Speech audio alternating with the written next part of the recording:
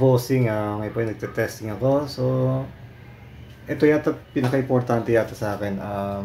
Palagay nakita ko yung pinakamalakas na upload at ng magandang mataas na upload.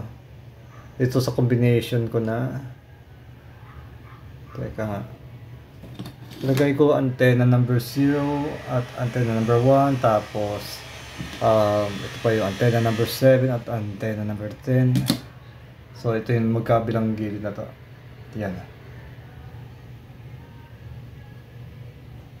So okay, gamit ko nga pala ay 4x4 hybrid MIMO.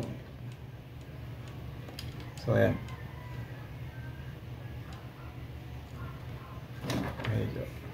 Iyarin ko lang. Okay. So okay. Umabot kasi yung 50 Mbps yung upload niya. So natuwa ako doon. So palagay ko ito combination para sa location ko. Kaya pero depende pa rin sa location niyo po. Ngayon po tinetesting natin base sa location ko. So ulitin ko, antenna number 1 at antenna number 0, tapos antenna number 7 at antenna number 10. Diyan po lumakas yung upload ko na umabot siya ng 50 Mbps. So okay, wag natin patagalin pa. Signal parameters, signal status, looks good naman siya. So okay, speed test tayo. At ito pala mga resulta papakita ko sa inyo.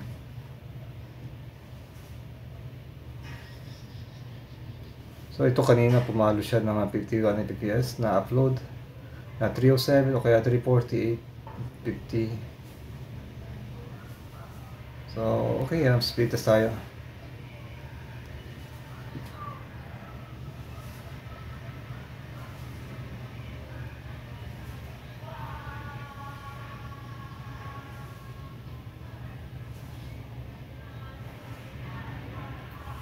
Nag-detect ito rin, nagbabago yung speeds natin.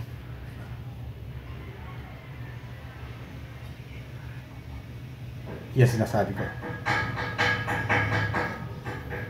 Pumapalo siya ng 50 Mbps. Ayan. So yan magandang combination ko sa aking location.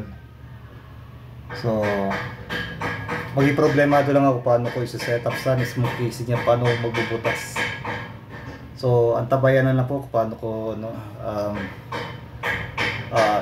input ko sa mismo case niya. Siguro wala na yung mismong internal case niya para bukas siya mismong SMA ports. Sa bandang gilid yata, sa bandang left side yata yung butasan ko. So okay, to be continue po tayo.